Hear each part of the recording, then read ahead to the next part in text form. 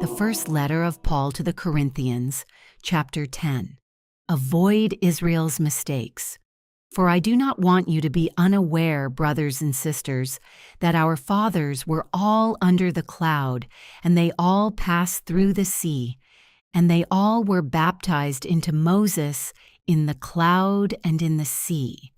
And they all ate the same spiritual food, and all drank the same spiritual drink, for they were drinking from a spiritual rock which followed them, and the rock was Christ.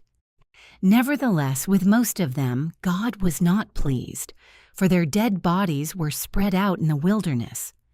Now these things happened as examples for us, so that we would not crave evil things, as they indeed craved. Do not be idolaters, as some of them were.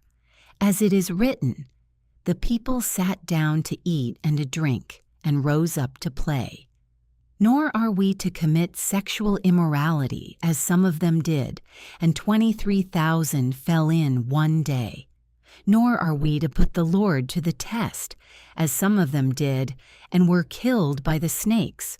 Nor grumble, as some of them did, and were killed by the destroyer. Now these things happened to them as an example, and they were written for our instruction, upon whom the ends of the ages have come. Therefore let the one who thinks he stands watch out that he does not fall. No temptation has overtaken you except something common to mankind, and God is faithful, so he will not allow you to be tempted beyond what you are able, but with the temptation will provide the way of escape also, so that you will be able to endure it. Therefore, my beloved, flee from idolatry. I speak as to wise people. You then, judge what I say. Is the cup of blessing which we bless not a sharing in the blood of Christ? Is the bread which we break not a sharing in the body of Christ? Since there is one loaf, we who are many are one body, for we all partake of the one loaf. Look at the people of Israel. Are those who eat the sacrifices not partners in the altar? What do I mean then? That food sacrificed to idols is anything, or that an idol is anything? No, but I say that things which the Gentiles sacrifice, they sacrifice to demons, and not to God. And I do not want you to become partners with demons. You cannot drink the cup of the Lord and the cup of demons. You cannot partake of the table of the Lord and the table of demons. Or do we provoke the Lord to jealousy? We are not stronger than he, are we? All things are permitted, but not all things are of benefit. All things are permitted, but not all things build people up. No one is to seek his own advantage, but rather that of his neighbor.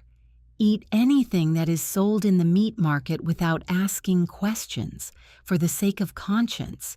For the earth is the Lord's, and all it contains. If one of the unbelievers invites you and you want to go, eat anything that is set before you without asking questions, for the sake of conscience. But if anyone says to you, "This is meat sacrificed to idols," do not eat it, for the sake of that one who informed you and for the sake of conscience. Now by conscience I do not mean your own, but the other person's. For why is my freedom judged by another's conscience? If I partake with thankfulness, why am I slandered about that for which I give thanks? Therefore, whether you eat or drink or whatever you do all things for the glory of God. Do not offend Jews or Greeks or the church of God, just as I also please everyone in all things, not seeking my own benefit, but the benefit of the many, so that they may be saved. In this chapter, Paul reminds us to learn from the mistakes of Israel in the wilderness. Even though they experienced God's blessings, many still fell into idolatry, temptation, complaining, and disobedience. He warns us not to become prideful or careless in our walk with God, but to stay spiritually alert and flee from sin. Paul reminds us that God is faithful and will always provide a way out of temptation so that we can endure it. He also warns us not to take part in the practices of idolaters or anything connected to demons, but instead to remain devoted to the Lord and drink from the cup of the Lord. Above all, he teaches us to live in a way that glorifies God in everything we do. So stay faithful to God, flee, run away from temptation, and choose daily to honor the Lord instead of the things of this world. If this message encouraged you, don't forget to like and share this with someone who may need this reminder.